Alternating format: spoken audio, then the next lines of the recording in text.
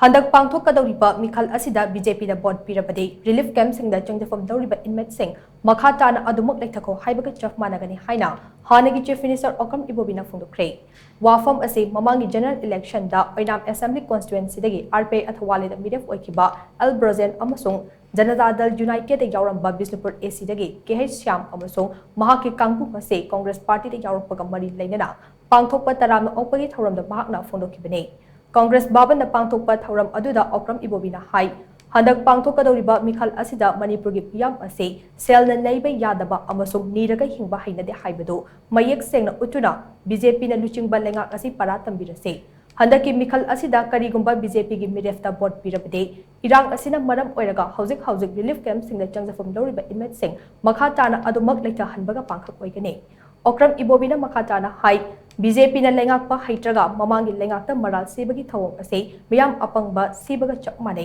hauzik Manipur gi Chief Minister Oiriba N Biren ase Congress Party de yauringai matamda Minister Fawbo oiduna state asigi policy na chingba kaya sembada yauram libane Congress Party na chahi taraga manga state asida lengak pairingai matamda paikhatlamba project kaya ngasi fawba BJP na luchingba lengak asina loisinma ngamdre Congress na lengak pairingai matamda Indo-Myanmar ngamkhaida kilometer tara sangba border fencing ge thabuk paikhat pa hauramkhe haiba border fencing ase mapung fan loisinbada BJP na chahi taret mangkhale Indo-Myanmar ngamkhai ge Manipur ga tainariba kilometer chabirom ase mapung fan fencing torokpa matamda de chahi kaya changgadori haibase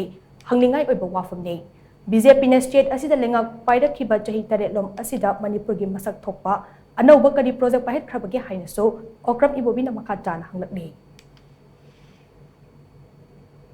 centre की Shri Modi ji state से पालिबा BJP government से हंदकती बराबर तमजिरगा नोइना कोइसी कछु लेतबा प्रजा सिंगनी पैसा खरन हंदकपीरगा लैबा याबनी हाइबसे अखोय पैसाना लैबा याबा मिपान तांगबा हैरदबा नीरगा हिंबा प्रजा नत्ती हाइबसे हंदक परा तमजिरसी हाइबसे नेना अपने तौजनिंगे अदुगा अपोय मणिपुर से पिक्चर इंडिया की स्वरूप मणिपुर से इंडिया का हेड पुनखिबा मर्जर हाइबा तारे 1949 तक इंडिया की स्वरूप मनेबा मणिपुर से अदुना कोई की स्वरूप खर फंगदबा सेंटर तक फंगदब से श्री मोदी जी तक नीगदब नथिए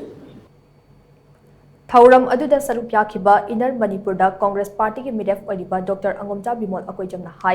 irang asina madam oiraga hauzik relief camp singda changjapham douriba Inmate sing masa gi madam damda khunda leita jiba makai Manipur tangdu leita ba fibam leire haiba yakiroi makoi sing asida masa gi madam damda khunda leita khraba matung lan asin loire haina lawgane karigumba masigi marakta Manipur tangdu leita ba leire hairak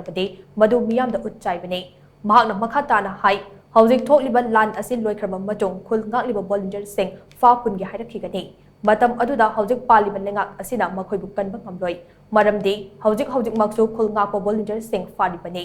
masida lengakna kari amata tawba ngamde matang asida hainingbade khul ngakpa volunteer sing karigumba fa punbagi thabak chatharaklabade lengakna mathau tawraktabadage khul ngakpa volunteer sing thorakpani haiba palaw ase aikoi punna lawminase khul ngakpa volunteer singna Mayok na rakadaba kudong chadaba pibam sing daging ngaktok na ba ako'y sem saba mataw tay haina Dr. Bimol ako'y jamna Makha Tana phongdokkhre Malem singda miyo iba ko kunai na lagi kay kauroi kudam malay pa ni kudam mama handaki irang sida isan pi hai pesa pi hai la man ta mapuro ko siba no mita kapta na mapuro ko duki wakhan personal ka ai Puruba, Sibado, Mado Haki, Mamitu, the leader of the review for the captain of Watana, Lao Mahuta. Aina, a river look Fabi is a gay Matunda, Motun, Tolok about the city, whoa, Wagana, Mapuru, with the Nani, the same Magi, Pasulo, the Yuan, Malanaga, Niangi, Kalabagi, classic example, Madoki Kudam Dulu, Pazaba, like Parting of Kudam said. I couldn't wake up, but that is really I don't know what I'm going to do. Here, the company could have a say comes again.